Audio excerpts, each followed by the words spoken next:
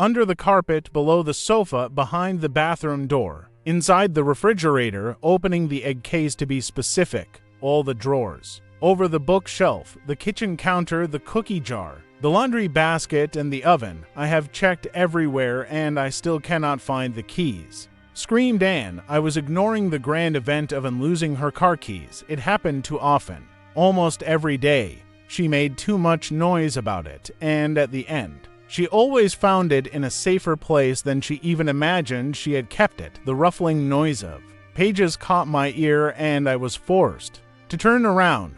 I saw the Good Housekeeping magazine doing a tribal dance in Anne's hands. She was shaking it so hard I thought it would tear. I'm getting late for work and mumbled. I stood still and calm as a puddle of water after a rainy night. If only losing weight was as easy as losing your keys, I mumbled to myself, remembering the quote that popped up a zillion times on my laptop screen. Thanks to my search for weight loss programs and diet tips, I should be searching for programs to train your brain not to lose the key. No. Wait. Train your friend's brain. Terror alert. Anne was going to cry now. She was panting, heaving deep sighs, and jumping around restlessly like a baby kangaroo was jostling her from within. I had to stop, and from crying, the keys would be found anyway. So I geared up to quiz her on the questions, the answers of which I already knew. Where did you see it?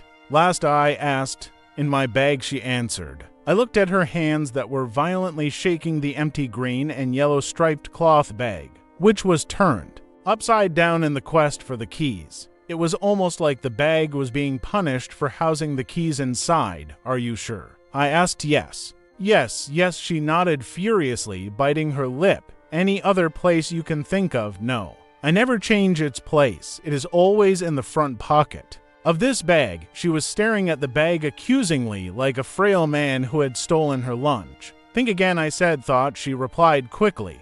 Her agitation and anxiety were rising like the ebb of a tide. Let's search in your study, she suggested. I don't even know how to drive. I almost shouted, shrugging my shoulders and fanning my palms towards her, and was already storming towards my study. My books, my stationery, my favorite writing pad were all thrown into the tsunami of her fears. She was sure that my study was secretly hiding her car keys. 20 minutes of squeaking noises of opening and shutting drawers, wrinkling of pages, clattering of pens. I was mentally shutting my ears to all the sounds that were deafening me from within. I knew the keys were not here, yet I let her search anything to stop her from crying. I cannot control her floodgates once they open.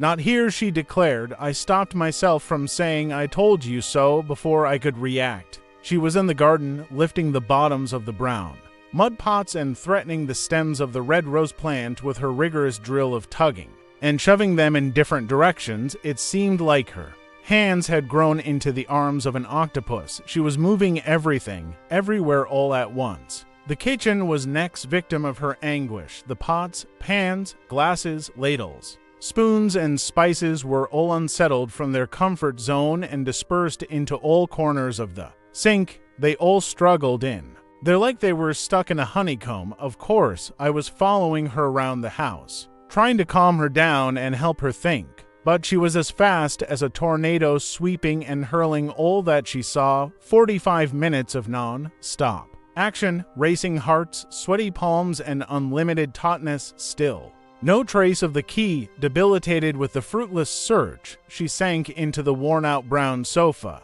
her face stuck in her palms but eyes refusing to cry. I stood a silent spectator like always, not sure of how this was going to end today. 15 minutes later, her palms opened like doors of heaven, because she was beaming a smile brighter than 1,000 suns shining together. She stood up with a finality that I was familiar with. She reached to the back pocket of her brand new black jeans and pulled out a silver shining key. Yes, her car keys. I wanted to string it into my new cane, the one you gifted me yesterday, so that I do not lose my car keys again, she said with sincerity flooding her voice. I nodded. I even tried to smile. I'm not sure what I did, but now.